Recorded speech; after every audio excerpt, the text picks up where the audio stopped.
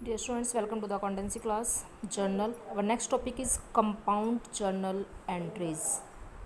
Sometime two or more transactions relating to one particular account take place. कई बार क्या होता है कि दो या ज़्यादा जो ट्रांजेक्शन्स होती हैं वो एक ही अकाउंट से रिलेटेड हो सकती है सेम डेट पर। ठीक है, सेम डेट पर होनी चाहिए। सेम डेट पर कई बार एक ही अकाउंट से रिलेटेड दो या उससे ज़्यादा ट्रांजेक्शन हो सकती है। तो इन सच केस इसमें हम क्या करते हैं कि instead of passing the separate entries for all such transactions, सभी ट्रांजेक्शन्स के लिए अलग अलग एंट्रीज करने की बजाय हम केवल एक ही एंट्री पास कर देते हैं। लेकिन उसमें क्या होना ज़रूरी है कि सेम अकाउंट होना ज़रूरी है, पर्टिकुलर अकाउंट। ठीक है, जैसे एग्जांपल है 31 मार्च को 50,000 आर पेड फॉर सैलरी और 20,000 आर पेड फॉर रेंट, कि 50,000 रुपये सैलरी के पे किए गए और 20,000 रुपये कैश के रेंट के पे किए गए। ठीक है, अगर आप इनकी सेपरेट एंट्री करोगे तो क्या करोगे, फर्स्ट की तो कर दोगे salary account debit to cash account और सेकंड की कर दोगे rent account debit to cash account. ठीक है, अगर ये अलग अलग डेट पर होती तो आपको ये सेपरेट करनी ही पड़ती, लेकिन ये दोनों ही ट्रांजैक्शन 31 मार्च की है और दोनों ही ट्रांजैक्शंस में ये चीज़ ध्यान देखिएगा कि दोनों में कैश क्रेडिट हो रहा है। मतलब सेम एंट्री, मैंने कहा ना पर्टिकुलर अकाउंट, या तो कोई पर्टिकुलर अकाउंट दोनों में डेबिट हो या कोई पर्टिकुलर अकाउंट दोनों में क्रेडिट हो। दो भी हो सकती है एंट्रीज, तीन भी हो सकती हैं। हो सकता है तीन एंट्रियों में कैश तीनों में क्रेडिट हो रहा है। ठीक है, या कोई और ऐसा अकाउंट है जो सभी एंट्रीज़ में जो है डेबिट हो रहा है या क्रेडिट हो रहा है, तभी आपकी कंपाउंड एंट्री बन सकती है, अदरवाइज़ नहीं। तो इसकी कंपाउंड एंट्री आप क्या बनाओगे, देखिएगा salary account debit, rent account debit, salary 50,000 की थी, salary account debit 50,000, rent account debit 20,000 to cash account 70,000, क्योंकि दोनों का मिलाकर आपने तो कैश 70,000 रुपये पे कर दिए, जिसमें से 50,000 सैलरी के थे और 20,000 रेंट के थे। तो ये दोनों एंट्री करने की बजाय आपने एक ही कर दी कंपाउंड एंट्री, इसे हम कहते हैं कंपाउंड एंट्री।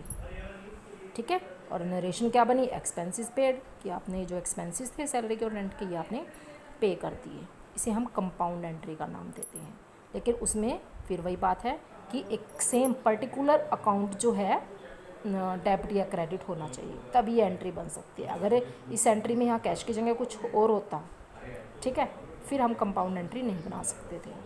दोनों में कैश क्रेडिट था या एक में कैश क्रेडिट होता एक में डेबिट होता, तब भी नहीं बन सकते थे। तो कोई भी पर्टिकुलर अकाउंट, मैं ये नहीं कहती कि कैश ही होना चाहिए, कोई भी पर्टिकुलर अकाउंट जो है दोनों में डेबिट है या क्रेडिट है, तब आप उसको कंपाउंड एंट्री बना सकते हो। ठीक है, तो बार बार एंट्रीज करने की बजाय आप उसको एक ही एंट्री में डाल देते हो और इसके लिए सेम डेट होना भी ज़रूरी है। क्लियर। अब कल हमने एक डिस्काउंट का टॉपिक किया था, उसके आज देखते हैं कुछ प्रैक्टिकल क्वेश्चंस, कुछ कंपाउंड एंट्री के प्रैक्टिकल क्वेश्चंस मिलाकर जो है आपका क्वेश्चन नंबर 3 है। देखिएगा क्वेश्चन नंबर 3, फर्स्ट एंट्री क्या है, paid cash to Mahesh and discount received from him. Paid cash to Mahesh, Mahesh को 9600 रुपये पे किए, 9,600 और 400 का हमें डिस्काउंट मिला। ठीक है, तो ये डिस्काउंट की है। इसकी एंट्री आपके पास क्या बनेगी, देखिएगा एंट्री क्या बनी हुई है, Mahesh account debit to cash account, क्योंकि कैश पे किया कितना 9600 और टू डिस्काउंट रिसीव्ड। आपने ये चीज़ भी ध्यान रखनी है कि आपको डिस्काउंट रिसीव हो रहा है या आपने डिस्काउंट दिया है। ठीक है, क्योंकि जब आपको डिस्काउंट रिसीव होगा तो वो क्रेडिट होगा और जब आप डिस्काउंट दोगे तो वो डेबिट होगा। ठीक है, अब देखिएगा नेक्स्ट एंट्री, नेक्स्ट ट्रांजेक्शन देखिएगा क्या है, रिसीव्ड कैश फ्रॉम अरुण। अब ये आपको कैश रिसीव हुआ है और आपको डिस्काउंट अलाउड, इट मीन्स आपको डिस्काउंट मिला है, डेबिट ऑल एक्सपेंसेस, और डिस्काउंट आप यहाँ पर दे रहे हो। फर्स्ट एंट्री में तो आपको डिस्काउंट मिला था, इसलिए वो आपके लिए इनकम थी या गेन था एक तरह से, वैसे इनकम नहीं थी लेकिन एक तरह से गेन ही था, तो उसको आपने क्रेडिट कर दिया था, क्योंकि credit all incomes and gains के रूल्स के अकॉर्डिंग। और यहाँ पर आप डिस्काउंट अलो कर रहे हो, डिस्काउंट दे रहे हो। ठीक है, तो ये डिस्काउंट आपके लिए नुकसान है, तो debit all expenses and losses. तो यहाँ पर इस एंट्री में हम डिस्काउंट को डेबिट करेंगे, क्योंकि हो सकता है आप ये सोचो कि इस एंट्री में तो हमने डिस्काउंट को क्रेडिट कर दिया था, इसमें डेबिट क्यों किया है। तो जब रिसीव होगा तो हम क्रेडिट करेंगे, जब अलो करोगे आप तो डेबिट करोगे। यहाँ पर आपको कैश मिला है, रिसीव्ड कैश कितना 4900 रुपये का कैश मिला है और 100 रुपये आपने डिस्काउंट के पे किए हैं।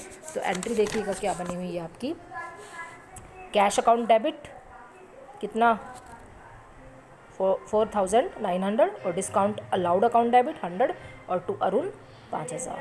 ठीक है, ये देखिएगा अमाउंट लिखा हुआ मैंने, कौन सा पेज आपका अंदर हो रहा है, ये देखिएगा अमाउंट ऐसे लिखा हुआ। क्लियर। जर्नल बनाते वक्त आपने ये परफॉर्मेंस ज़रूर बनाना है, मैंने कल भी आपको समझाया था।